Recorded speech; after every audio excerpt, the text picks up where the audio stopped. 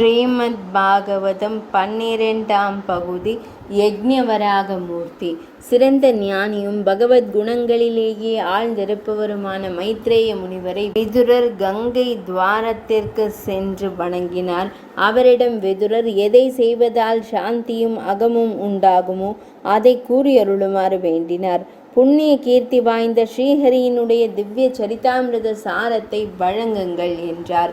அப்போது மைத்ரேய முனிவர் விதுரரை புண்ணியவான் என்றும் பகவான் அருளை பெற்றவர் என்றும் அதனாலேயே உமக்கு ஞானோபதேசம் செய்யும்படி பகவான் எனக்கு ஆணையிட்டுள்ளார் என்றும் கூறினார். பகவானுடைய யோக மாயை சக்தியினால் உண்டாகிய விராட் சிருஷ்டியின் இரகசியங்களையும் பிரம்மதேவரின் உற்பத்தியையும் அவரால் செய்யப்பட்ட சிருஷ்டி விசேஷங்களையும் காலசுரூபியாகிய பகவானின் மகிமைகளையும் காலத்தின் பிரிவுகளையும் ஸ்வாயம்புவ மனுவின் பிறப்பையும் விரிவாக உரைத்தார். ஸ்ரீகிருஷ்ண பகவானின் அருட்கடாட்சத்தினாலும் இடைவிடாத பக்தி யோகத்தினாலும் துயரங்கள் மெல்ல மெல்ல விலகி விடுகின்றன. பின்னர் மைத்ரேய முனிவர் விதுரர் கேட்டுக்கொண்டதற்கு இணங்க பிரம்மபுத்திரர் ஸ்வாயம்புவ மனுவின் சரித்திரத்தை கூறுகிறார்.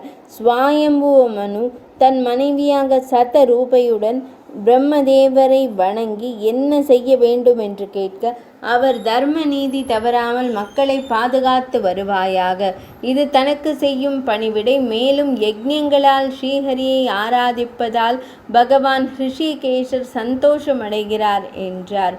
அப்போது ஸ்வாயம்புவ மனு தனக்கும் பிரஜைகளுக்கும் தங்குவதற்கு இடமில்லை, பூமி கடலில் மூழ்கி கிடக்கிறது, அதனை உயர கொண்டு வருவது எப்படி என்று வினா எழுப்பினார். அது கேட்ட பிரம்மதேவர் பகவானை தியானிக்க அவருடைய மூக்கு துவாரத்திலிருந்து விரல் அளவு கேளல் முகம் கொண்டு சிறிய அளவிலான குட்டி தோன்றி குதித்து அடுத்த கணமே யானை அளவு வளர்ந்துவிட்டது.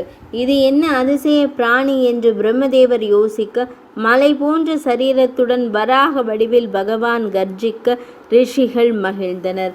உடனே அந்த வராக ரூபம் கடலில் குதித்து பாதாளம் வரை சென்று அங்கே மறைந்து கிடந்த பூமியை தன் இரு கொம்புகளால் தூக்கி எடுத்து கொண்டு வெளிக்கிளம்பினார். அதை கண்ட திதியின் மகன் ஹிரண்யாக்ஷன் கதாயுதத்துடன் பகவானை நோக்கி ஓடி வந்தான். அந்த அசுரனை வராக ரூபியான ஸ்ரீ மகாவிஷ்ணு விளையாட்டாகவே வதம் செய்தார்.